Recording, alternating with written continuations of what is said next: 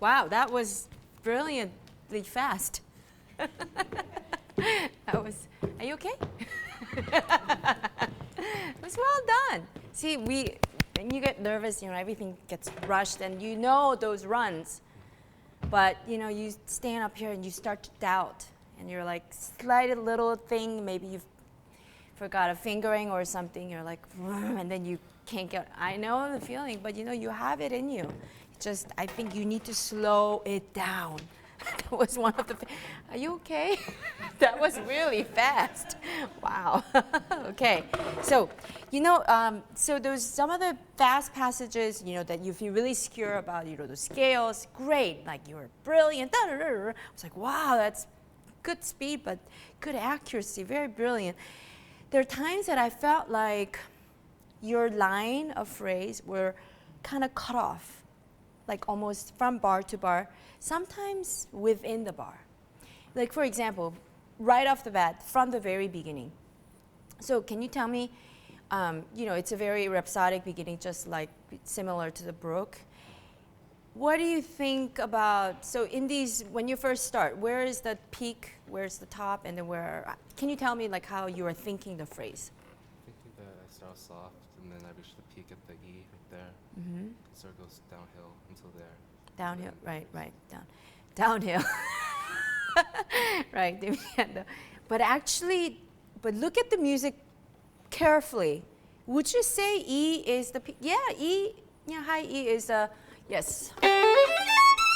That is the highest note in that phrase. But where did he write the forte? Actually 4 notes later, and you think that it's a downhill, but he's actually making crescendo through that 4 notes. Those 5 notes, 2, 3, 4, those are the biggest notes because diminuendo starts right after that. Isn't that interesting?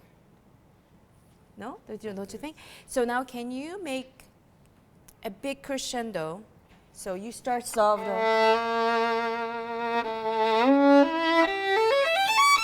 He does go back. He does go from within a bar and a half, which is quite quickly, and yet he takes 1, 2, 3 long, 3.5 bars to come down after that. So yeah, that sudden crescendo is fantastic, but can you sustain that forte through so that you really go towards that 3rd bar, sustain through, 3rd bar is done. From the 4th bar, you start to make a diminuendo. Long diminuendo, slow diminuendo, indeed, because you do have that fermata at the end too.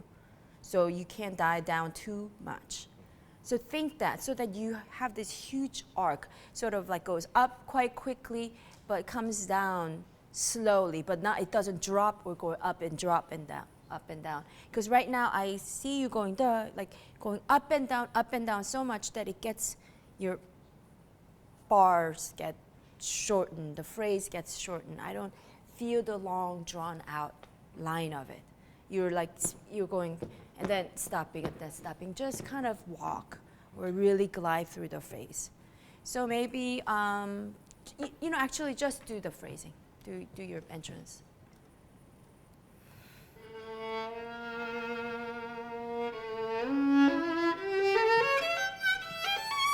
Okay, do you want to decide which point you're going to do? Yes, separate this. Separate that? Okay, so have that. Is that what you're going to do? Yeah, do that once before you start. So just that. Okay, so you're separating these 3 and 4 and then 5 notes, right? Okay, do that once more. And then remember that, like do it intentionally. Think about it and do it. 3 notes and 5 notes. Once more, 3 and 5. Good. Remember that and start.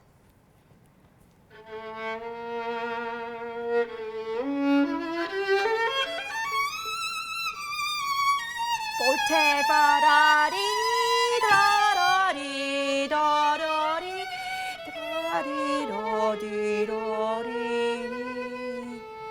Great. That's it. That's exactly what I'm talking about. Longer phrases, drawn out diminuendo, sustaining through.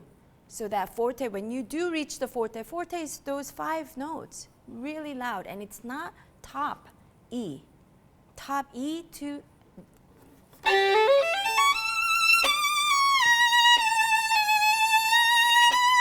that's forte. So, but I have to disagree with you. I mean, he does start off right after the orchestra. So, can you play maybe 2 bars or 3 bars? I don't know.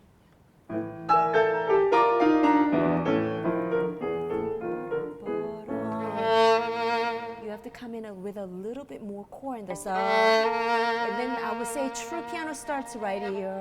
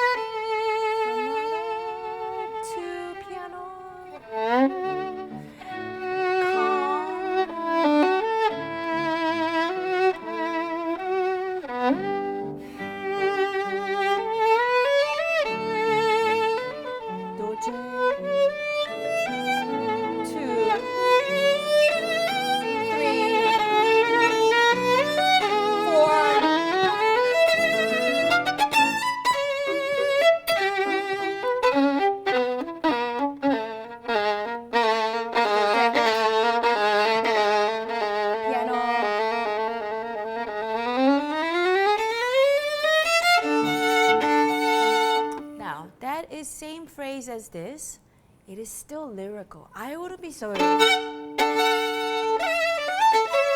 You are too impassioned. I would still play a little. Sing.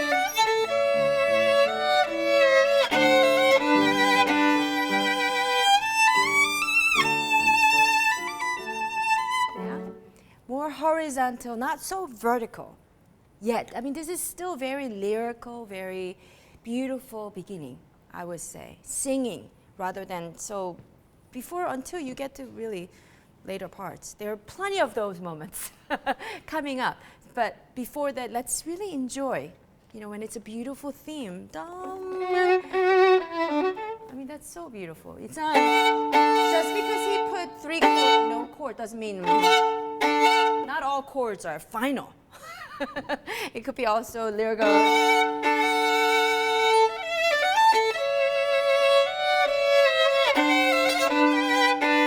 It's all lyrical still, okay? So let's start once more, and let's start with just sort of like with an urgency. You're kind of interrupting the orchestra actually, because and then you take it on your own. Make sure that you really crescendo through these. Okay. 2 bars before? Yeah.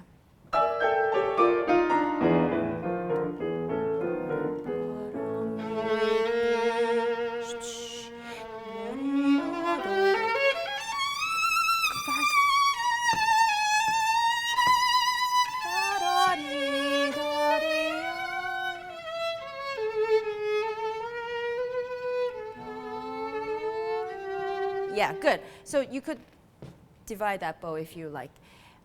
One more thing, just one more thing added. Your vibrato could slow down a little bit. Now, when we get fast, our vibrato gets faster too. Everything gets faster. The bow speed gets faster. Now, we need to slow it down. Bow needs to slow it down so that the phrase gets longer. Vibrato needs to slow down so that when the phrase is calming down, it goes with it. If it's not only your intonation suffers, but we get nervous listening to it. Looking at your big fingers, you know, shaking. I mean, it's super fast. You could slow it down and just tell yourself, I do the same thing at concerts. I get nervous. Believe me, I do get nervous. And I always say, okay, I'm just getting really excited. I need to stay in the back side of the beat. Slow down. As if I think that it's too slow, it is just the right speed. So slow down the vibrato.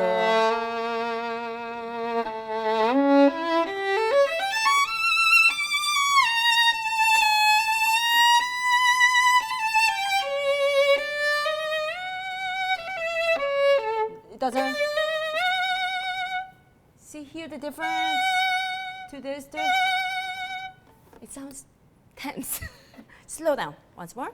It's almost there. I love it. I love the beginning, actually. You could just start, yeah. Not too much. I mean, it is piano, so calmly. Slow down the vibrato. Do less. Less is more sometimes. Less vibrato. Yes. Slow down the vibrato. Crescendo.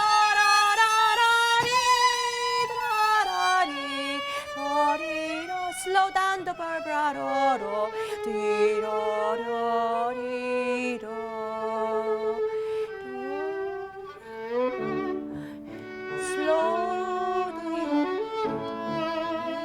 Slow. Be generous.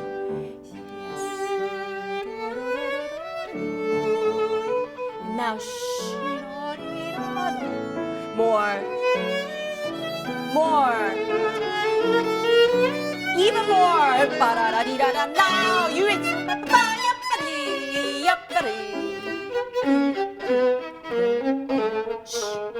crescendo, forte, diminuendo, piano. Okay, that's way too fast. I didn't hear any of the notes. And I'm right next to you. When you're playing at a concert, nobody's going to hear it in the, wrote M. They paid a lot of money, okay?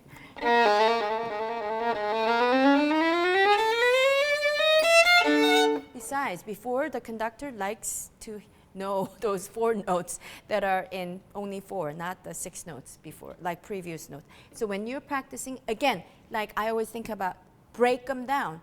Big beats. What are the first note of the big beats?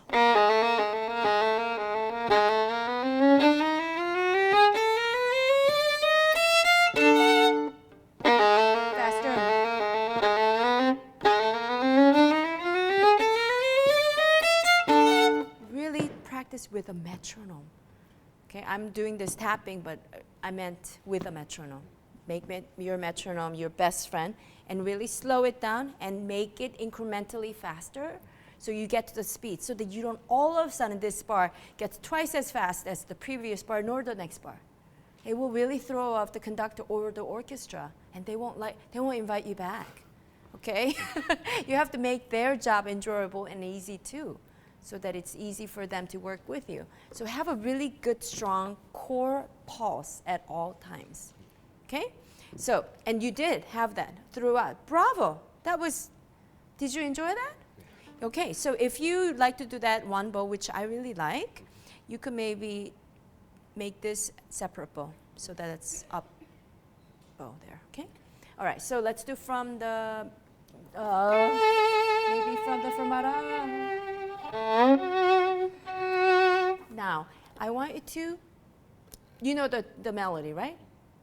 Really sing it as you're playing it and bring out the notes a little bit more core. I'm not saying the volume, but really have a little core in the notes so that it's like, I think about when you play piano, the dynamic piano doesn't mean that it's soft all the time. It could mean calm. In this case, because it's a melody, first theme, and the orchestra is accompanying. Yes, they are very calm, accompanying you, but it is still your melody, and you're playing on a G string.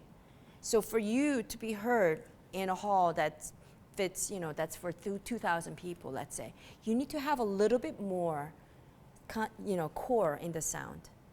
It's like having a really strong light bulb, but having a beautiful thick shade around it. But that strong light bulb has to be super bright. Okay?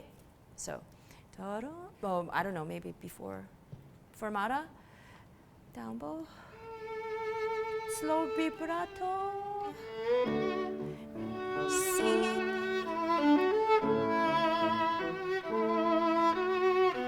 sing,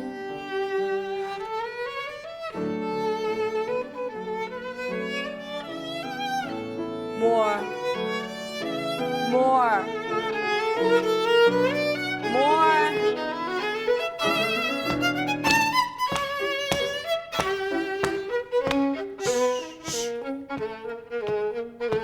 forte, diminuendo, piano.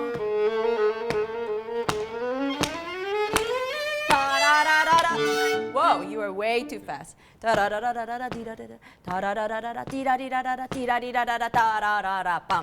Even, what I do is I solfege it too. Not like every note, but I do the rhythm solfege. And do it a couple times, looking at the music, without the violin. And then when you're playing it, just have that pulse and that rhythm and solfege that you've been just doing. Remember that, be aware of it, and do it, match it to your playing. Okay? Once more. Can you do from... Much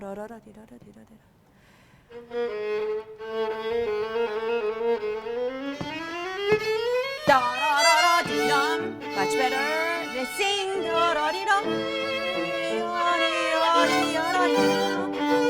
Long bows. Yeah.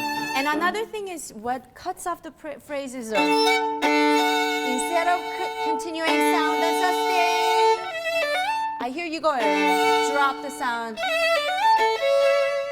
Drop the sound. Drop the sound. You start again. So instead of doing, can you sustain? Sustain through as if you're crescendoing through the bar line.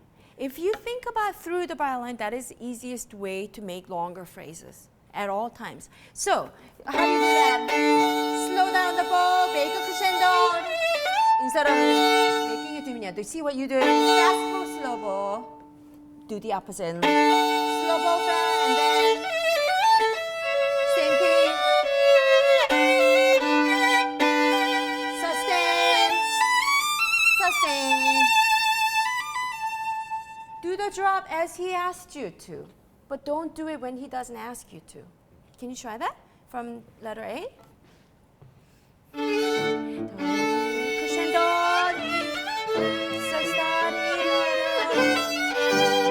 Sustain. The sustain. Yes. Now sustain.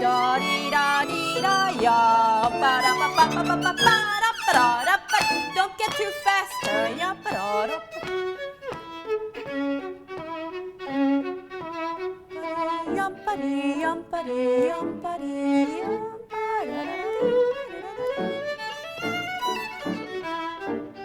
It's like ballet music.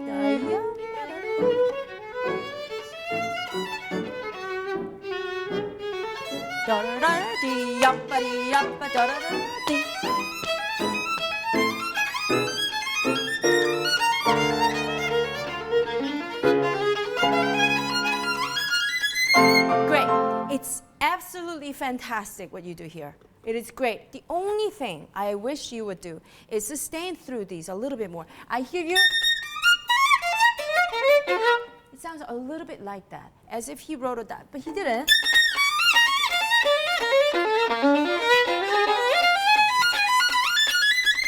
Did that tenaciousness in this, tenaciousness, is that a word? That tenacious bow stroke is what I want. A little bit more sustain, not bam, ba-da-dum, ba-da-dum, ba-da-dum. You're making it, it's like, if it's difficult, show it. This is one moment that you want to show your virtuosity through, like, look what I could play and I could sustain this passage through and show that side of it, not throw it away. Yeah, ya-da-da-dee-da-dee-da-da-da-da. I mean, those notes are really interesting, right? And it's, I mean, amazing writing, don't you think? It's so violinistic, and when it's done right, it's like, wow, what a virtuosity. But really, let us enjoy that a little bit more instead of making too easy and in this case. So can you do from maybe? I like the fact that you kind of rush in that section only, that place, but because it's musically written, and before that he slowed you down, but he didn't write, go back to the tempo here yet, but I think he did that in writing, and you did that instinctively, and bravo for that. Okay, so let's do that once more from where the crescendo is, where you know what it is. Okay. Da-dum-ba-dee.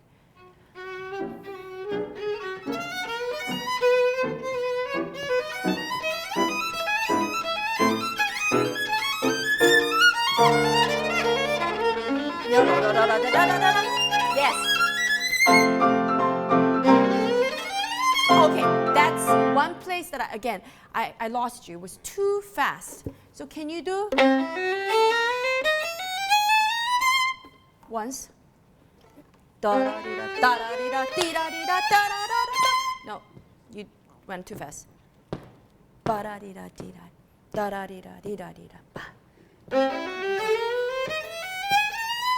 Good. And now be aware of third and fourth notes of those. Da-dum, ba-dum, ba-dum, be-dum. Slow down. Da-da-da-da-dee-da-dee-da, ba-da-dee-da, ba-da-da. Exactly. Sometimes we play, or that's what happens.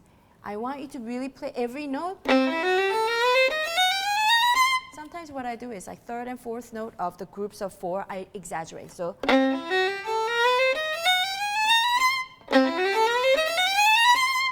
then when you're playing it, even though fast, you just being stubborn with every single note of that scale. So it doesn't go, again, with the bow pressure too. It's not. In fact, he knew you were going to do that, so he put a crescendo. So.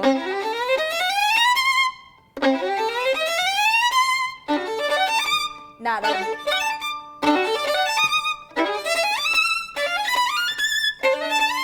So they hear every note. You know, virtuosity is not really the speed of it.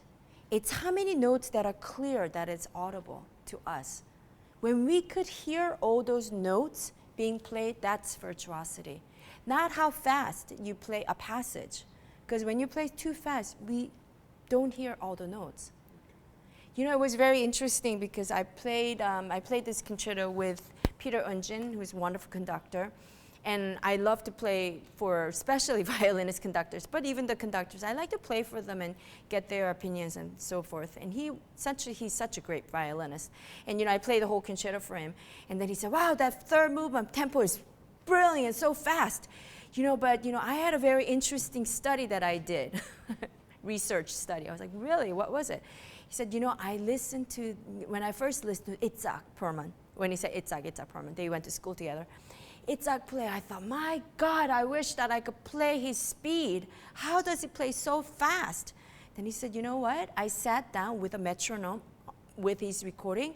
He was playing the third movement slowly than I could. And he goes, but the difference was that he was playing every note so clearly and all those strokes. And because of that, he sounded like he was playing faster. So that clarity in virtuosic passages, that's what makes it sound virtuosic. Clarity, not the speed, and losing all the notes in between, okay? So really pay attention to, you know, make a metronome every 4 notes. If these are, you know, faster notes, then smaller beats, you know, make sure. And then 3rd and 4th notes of those, okay? Great job, wonderful. And not too fast.